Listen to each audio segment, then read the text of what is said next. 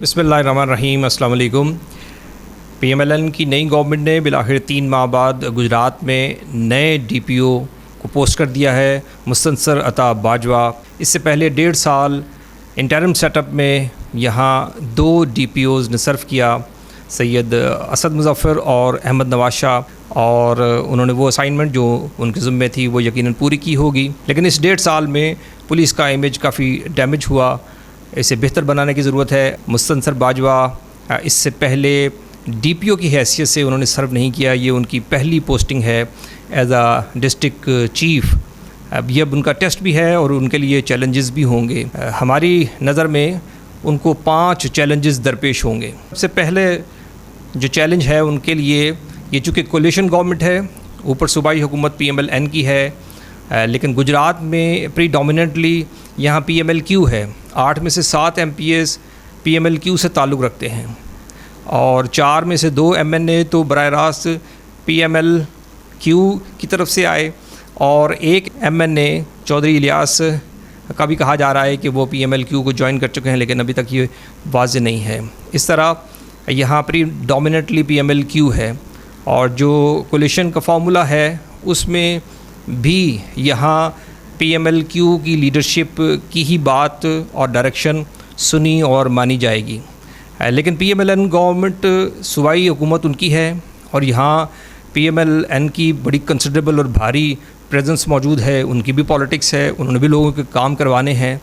तो ये कशमकश अगरचे वो शुरू हो चुकी है। इससे पहले चौधरी आबिद रज़ा मुस्लिम लीग नून के जो डिवीज़नल प्रेसिडेंट हैं, उन्होंने इस हवाले से काफ़ी खदशात का इज़हार किया, हल्का हल्का एहतजाज भी किया और क़यादत पर भी बरसे, लेकिन अभी तक जो फार्मूला है वो वही इंटैक्ट कर रहा है। इसके लिए एक सिंपल सा वे आउट हो सकता है, लेकिन अगर दोनों पार्टीज़ ये एक्सेप्ट करें और अपने उस रिवायती अंदाज से ऊपर उठकर जो अपना बंदा लगाने और अपना थानेदार लगाने की जो ज़िद होती है और जो उनकी ख्वाहिश होती है, उससे थोड़ा सा पीछे हटें, स्टेप बैक करें और मेरिट को इंश्योर करने की कोशिश करें। जब मेरिट इंश्योर होता है तो इससे पुलिस की परफॉर्मेंस भी बेहतर होती है, क्योंकि आपने परफॉर्मेंस बेस के ऊपर लोगों को जांचना और एवेलुएट करना होता है, लॉयल्टी की बुनियाद पे नहीं करना होता। पॉलिटिक्स और इंटरेस्ट ज़ाहिर है, चूँकि पुलिस उन सारी चीज़ों को सर्व करती है। रिवायती तौर पर यहाँ पुलिस का एक बड़ा अहम किरदार है किसी की पॉलिटिक्स को कामयाब और नाकाम करने में।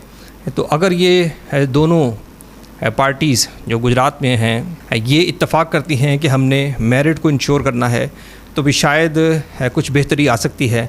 लेकिन बहरहाल ये नए DPO मुस्तनसर बाजवा के लिए एक बड़ा चैलेंज होगा। दूसरा बड़ा चैलेंज उनको डिस्प्ले ऑफ आर्म्स और असले की नुमाइश का होगा। यहाँ चूँकि एक कल्चर बन चुका है, लोगों को खौफज़दा करने के लिए, उनके ऊपर धाक बिठाने के लिए, अपना दबदबा बिठाने के लिए, ये शायद कुछ और इसकी वजह हो। और लेकिन यहाँ लोग जो खास तौर पर पॉलिटिशियंस हैं वो लश्कर लेकर निकलते हैं, काफ़िले निकलते हैं, और पीछे डबल केबिन में, डालों में उनके गनमैन होते हैं, उनके असला बरदार होते हैं। पुलिस की परफॉर्मेंस पर भी एक बड़ा सवालिया निशान बनता है। और फिर ख़ुद उन पॉलिटिशियंस को भी चाहिए कि अगर उनके कोई इस तरह के खदशात मौजूद हैं तो उसको रिज़ॉल्व करें, और अगर रिज़ॉल्व नहीं कर सकते, खदशात मौजूद हैं, ख़तरात मौजूद हैं, तो अपनी मूवमेंट लिमिट करें। तकरीबात के अंदर वो घुस जाते हैं, सड़कों पर दिन दनाते होते हैं और पीछे उनके गनमैन होते हैं। तो ये किसी भी सोसाइटी के लिए, जो पीसफुल सोसाइटी है, उसके लिए कोई अच्छा इंप्रेशन और अच्छा इमेज नहीं ये बनाती। इस पर पुलिस को काम करने की ज़रूरत है, और ऐसा नहीं है कि इस पर काम नहीं हुआ। PMLN की जो पिछली गवर्नमेंट्स थी, जिनको लीड कर रहे थे शहबाज शरीफ, यहाँ जिन DPOs को यहाँ पोस्ट किया गया, उन्होंने बहुत अच्छा परफॉर्म किया, जिनमें रियाज नज़ीर गाड़ा थे, अफजाल कौसर, तारिक अब्बास कुरैशी, राय एजाज। इन लोगों ने इंश्योर किया कि ये जो कल्चर है इसको डिस्करेज किया जाए, और इम्प्लीमेंट भी किया। और इम्प्लीमेंट करने के लिए आपको कुछ एक आध एग्ज़ाम्पल कायम करनी पड़ती है, और ताकि दूसरों को इससे सबक हासिल हो। तीसरा बड़ा चैलेंज जो नए DPO को यहाँ दरपेश होगा, वो उन ग्रुप्स को कर्ब करना है, उनको डिस्करेज करना है जो यहाँ छोटे छोटे ग्रुप्स बन चुके हैं, असला बरदारों के ग्रुप्स हैं, और ये इनको आप सेमी मिलिटेंट ग्रुप्स कह लें, लश्करी अंदाज में ये काम करते हैं और ठेके पर, किराए पर अवेलेबल होते हैं। कोई झगड़ा हो, कहीं कोई लेन देन का मामला हो, माली लेन देन का, या किसी ज़मीन पर कब्ज़े का मामला, कब्ज़ा छुड़ाने का मामला, तो ये इनकी सर्विसेज होती हैं और उसमें भारी रकम वो लेते हैं। ये पुलिस के लिए एक बहुत बड़ा चैलेंज होगा कि इन ग्रुप्स को कर्ब करें, इन ग्रुप्स को ख़त्म करें और उनके साथ भी आयरन हैंड के साथ डील करें।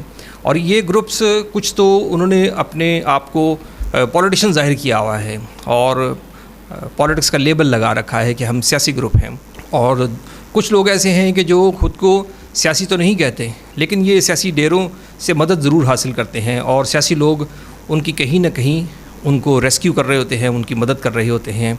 उसके एवज़ उनकी पॉलिटिक्स भी हो सकती है, लेकिन उनके माली मफादात भी हो सकते हैं।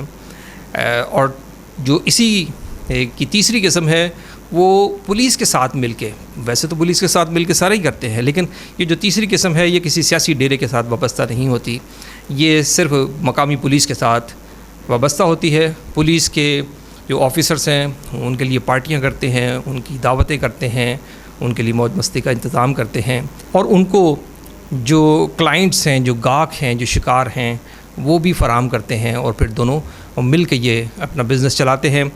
तो इसमें ज़ाहिर है कि डीपीओ को एक ख़ास हद तक इस पर काम करने की ज़रूरत है। ख़ास तौर पर उन पुलिस ऑफिसर्स की ज़रूर अकाउंटेबिलिटी होनी चाहिए जो इस किस्म की दावतों में जाते हैं। दावतों में जाना कोई मज़ाहिका नहीं है, लेकिन जो लोग जुल्म ज़्यादती में मुलव्विस हों, उनके ख़िलाफ़ दरख्वास्तें हों या जो FIR में दर्ज हों, उनके घरों में जाना, उनके डेरों पर जाना, ये यकीनन बहुत बड़ा सवाल है और इस पर अकाउंटेबिलिटी होनी चाहिए। चौथा चैलेंज जिस पर उन्हें तवज्जो देने की ज़रूरत है वो है ओवरसीज़ पाकिस्तानियों की शिकायत। बहुत सारी शिकायत हैं, उनकी ज़्यादा शिकायत महकमा माल और पुलिस से हैं, और जो उनके ज़मीन के मामलात हैं जिन पर कब्ज़े हो जाते हैं और फिर जब वो थाने से रुजू करते हैं तो वो वहाँ से उनको वो रिलीफ़ नहीं मिलता। इससे न सिर्फ गुजरात पुलिस की बदनामी होती है बल्कि पूरे मुल्क की बदनामी होती है, क्योंकि जब यह वहाँ जाके अपने ममालिक में बताते हैं कि पाकिस्तान के साथ हमारा ये मसाइल हैं, तो वो काफ़ी वहाँ इम्प्रेशन पाकिस्तान का ख़राब पड़ता है। एक छोटा सा ऑफिसर एक कितने बड़ा नुकसान कर सकता है मुल्क का, मुल्क के इमेज का, ये आप इससे अंदाज़ा लगा सकते हैं। नए DPO को इस तरफ तवज्जो देने की ज़रूरत है। एक ज़माने में जो हेल्प डेस्क था वो मौजूद था, वो काफ़ी उन्होंने अच्छा काम किया और ओवरसीज़ के लिए जो दरख्वास्तें थीं उनको अच्छे अंदाज में निपटाया। जो पिछले दौर में वज़ीर-ए-आज़म इमरान खान का जो पोर्टल था उसके ज़रिए से भी काफ़ी दरख्वास्तें वहाँ जाती और उनको रिज़ॉल्व करने की कोशिश जाती, लेकिन उसके बाद फिर वज़ीर-ए-आज़म पोर्टल से जो दरख्वास्तें आती थी उनको ऐसे ऑफ़िसर डील करते थे जो ख़ुद इस किस्म की कार्रवाइयों में और पैसे के लेन देन में मुलव्विस हो जाते और ओवरसीज़ पाकिस्तानियों की मदद करने के बजाय जो काबज़ीन होते, जो जुल्म जबर करते, उनकी मदद करते। तो इससे भी बहुत बड़ा डैमेज हुआ, नुकसान हुआ। ज़रूरत इस अमर की है कि नए DPO उस डेस्क को ओवरसीज़ के लिए ख़ास तौर पर कायम किया गया था, उसको मौसर बनाएं, फ़ाल बनाएं और उसकी निगरानी ख़ुद करें। पाँचवा, अगरचे वो last but not the least है, वो ये है कि जो पिछले 1.5-2 साल में पुलिस का इमेज काफ़ी बुरी तरह मुतासिर हुआ है। पुलिस ने यहाँ ज़ाहिर है जिनके कहने पर वो किया गया, उनके कहने पर यहाँ काफ़ी जुल्म ज़्यादती हुई है, घरों के तकद्दुस को पामाल किया गया है, लोगों को घरों से उठाया गया है। तो इससे पुलिस का इमेज काफ़ी ज़्यादा ख़राब हुआ है। पुलिस का मिजाज भी ज़ाहिर है कि इससे मुतासिर होता है। तो उसको दोबारा अखलाकी बनाने की ज़रूरत है और पुलिस को अपनी लिमिट्स में लाने की ज़रूरत है और उस इमेज को उजालने की और बेहतर बनाने की ज़रूरत है। शहरियों का एतमाद होगा तो पुलिस की परफॉर्मेंस बेहतर हो सकती है और पुलिस अपनी परफॉर्मेंस बेहतर बनाएगी तो शहरियों का एतमाद कायम होगा।